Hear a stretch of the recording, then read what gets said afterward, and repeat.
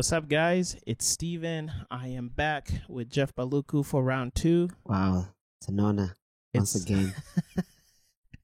Humbled. Jeff, it's our second time together. For sure. Today, I want to know everything about what you did with this big event, okay? This Pamoja Festival, because I was overseas and I saw about this. Like, it was one of the first time I was coming back to Burundi, and I remember sitting with you. It was me, Annie, and Alice, and another lady.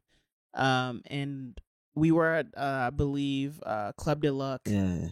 And you were just sharing the vision, how you went to Coca-Cola, how you went to all these things. And you were just like saying, if you put your mind to it, you can do it. And I was just so amazed. Probably it was the coke that we're having. Right. That was probably firing me up, and the fish. Yeah. Wow. Humbling. No, but for real, like, if I'm being honest, because like there's like times, because I mean I don't get to tell you a lot. Yeah. There are times when you meet someone Yeah. and just them speaking, like God has anointed them. Not just like I'm not talking about preaching. I'm not talking about, because there's like a lot of people who are trained in school. Yeah. And they're good at like conveying a message, but then there's some people, they take you into a whirlwind, like they take you into a storm, and you cannot turn away. Yeah. Does that make sense? Yeah, like, it does. Like they captivate you. Yeah. Like they make you pay attention. You don't have a choice but to pay attention. Yeah. And it's not like they're even trying to make you pay attention. Yeah. It's like the way they speak, the way they enunciate, everything about them, their body language. They actually are convinced of what they're talking about. Yeah. They actually have the confidence, and they believe that, like, literally that, like, there's nothing that's impossible type of mentality. Yeah.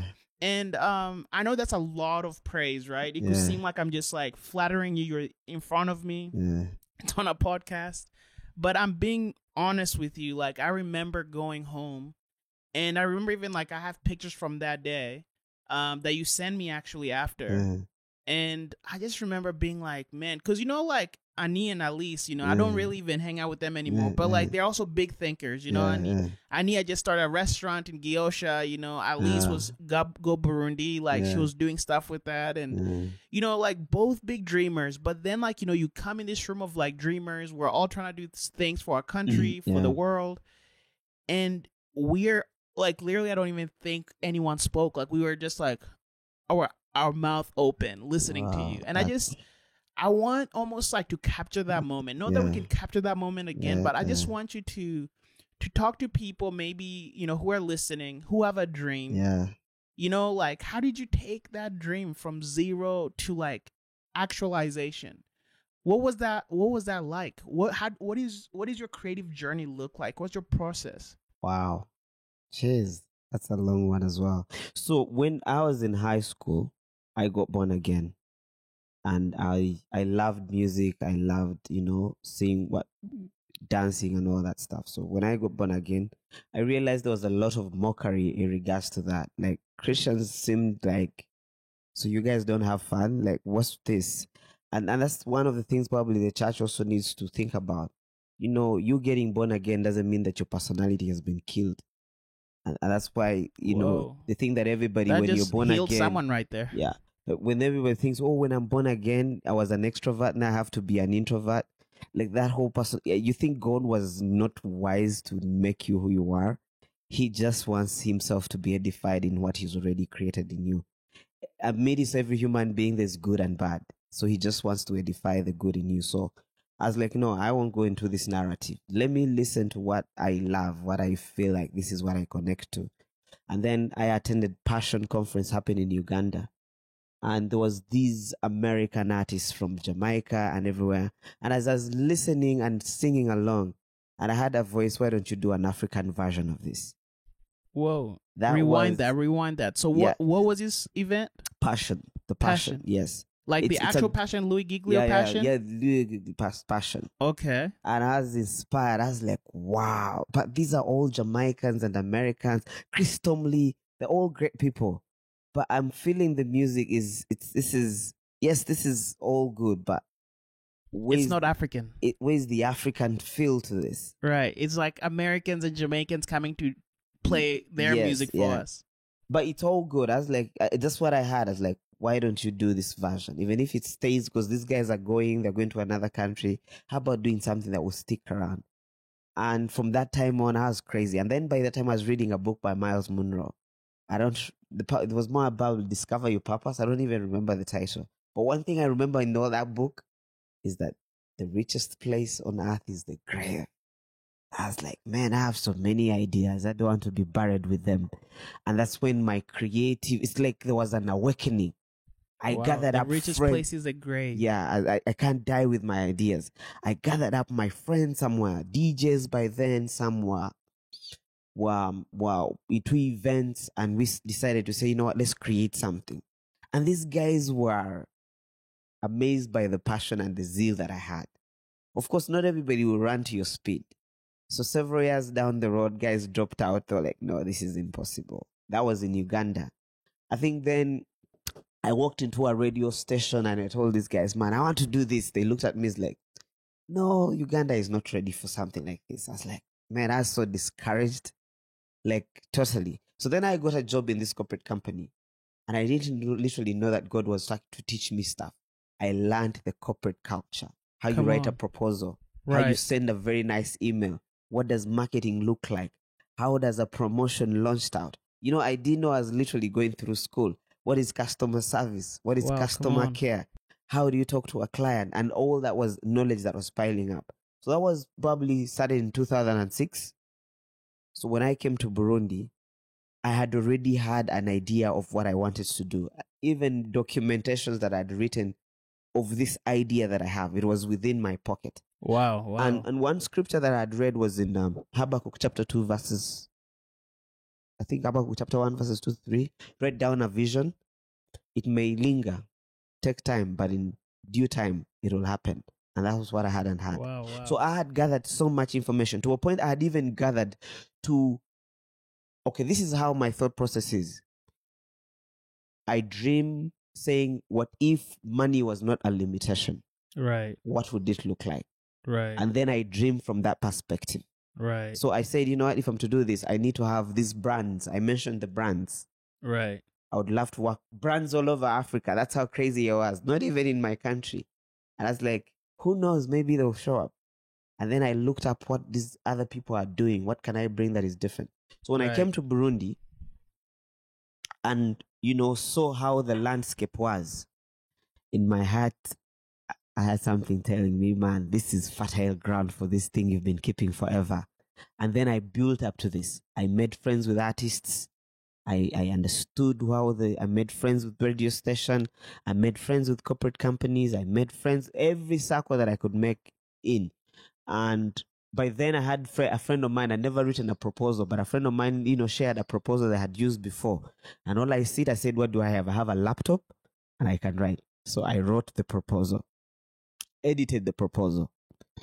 And since I had gathered up emails of different marketing managers of Burundi and all that stuff, I just wired them the proposal. And whoever responded, I made sure I dressed up to the occasion. Presentation is key, man. Come on. You got to speak the language. You can't be walking into a corporate company. You need to know what products they're selling. If people by then were selling mobile money, you pitch in with mobile money, you know, in regard to the event that you're having. So I had already even created a team of young people who, you know, intentionally invested in, go for lunch, dinner, listen to them, incorporate some of the ideas. I'm like, you know what, you have a brilliant idea. You do videos, I have an opportunity for you to practice your videography. You do graphics, I have an opportunity to practice. And I told them, I shared the vision. They were all like, no, that is impossible. I'm like, you know what? Just watch. We can do this. We can do this. And I love the we can do this. Yeah, we can do this. Because there's a whole part of inclusiveness. Everybody seeing themselves in the bigger picture. You realize that you do videos, this can help skyrocket what you're doing. Right. Because when you do videos, other people will see the videos that you're doing. And long and behold, people actually literally called those guys that did our videos. People literally called people that were actually doing our graphics. You're starting a graphics company, no one knows you. This is an opportunity. Exactly. Exactly.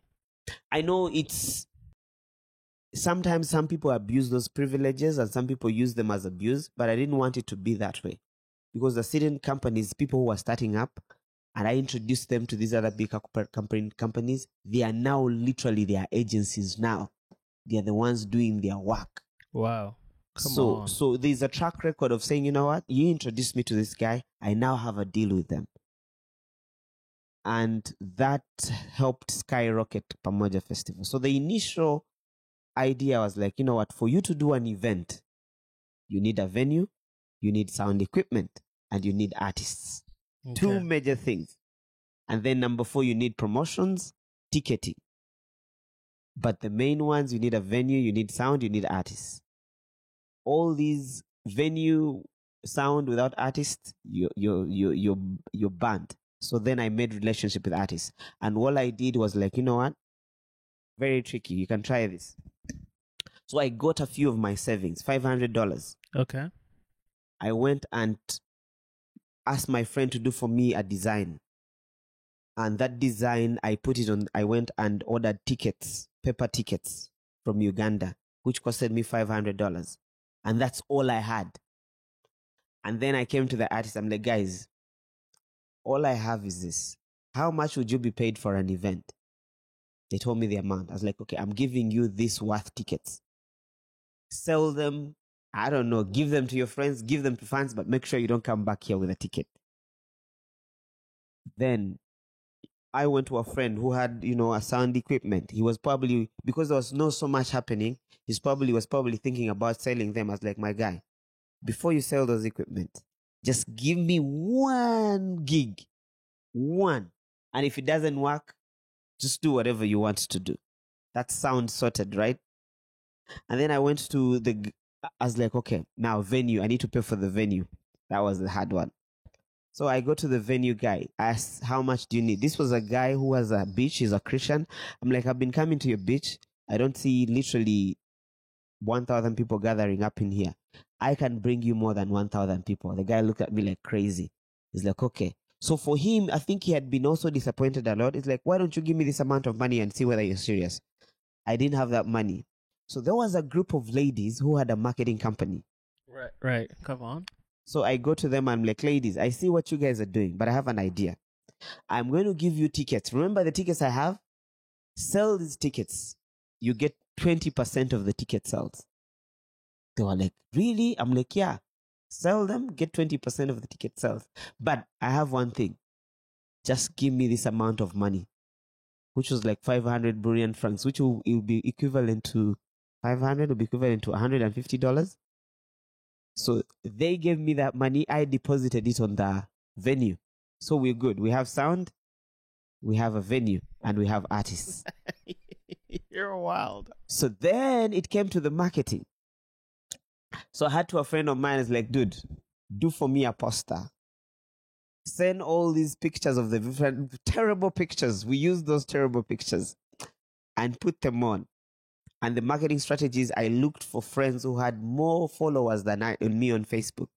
I said, dude, even if you're tired, just give me your password. I'll help. By then, there was this whole thing of creating an event.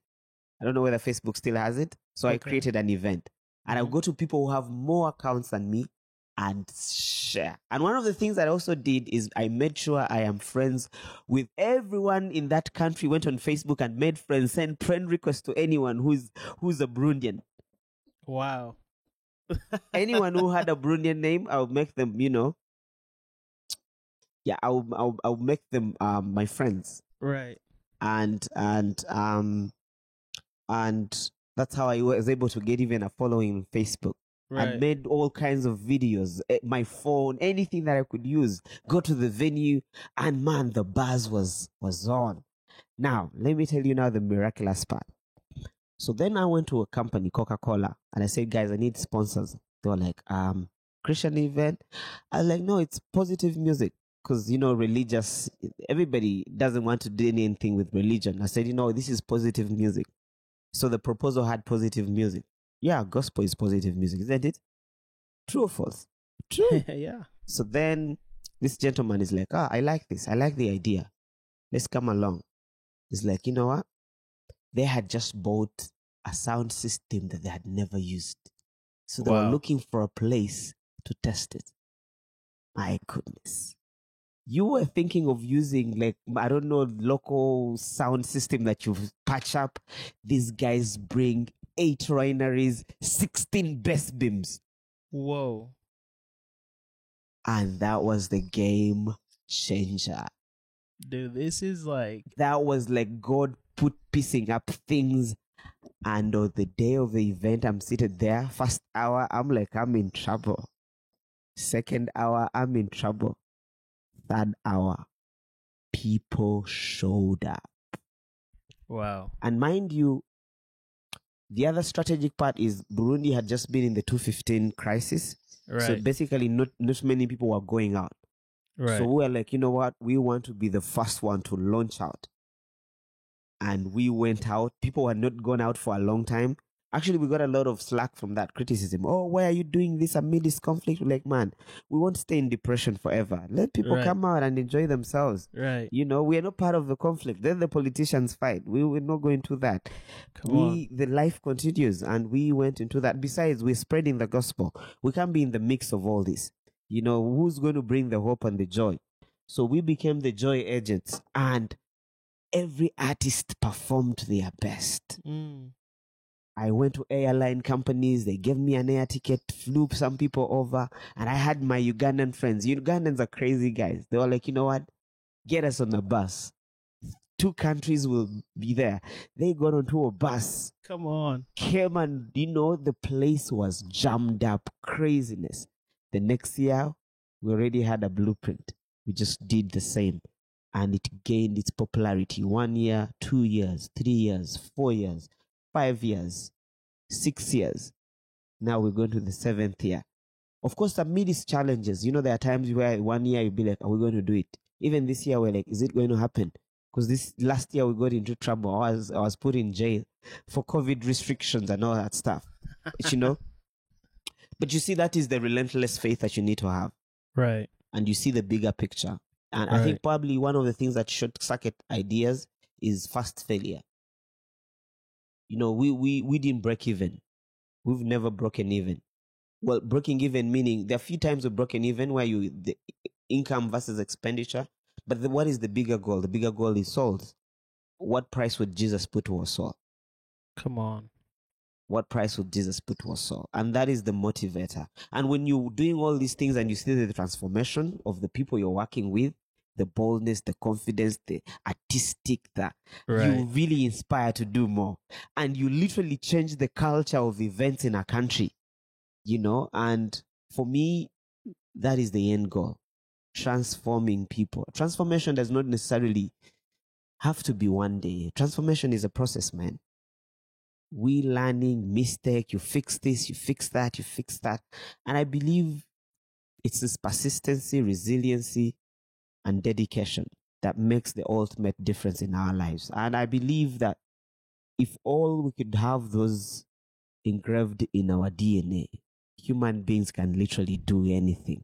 Come on. Yeah, with God, of course. Now, if you're even a believer, the Holy Spirit, you just inspire. Are we where we want to be? Not yet, but we still believing.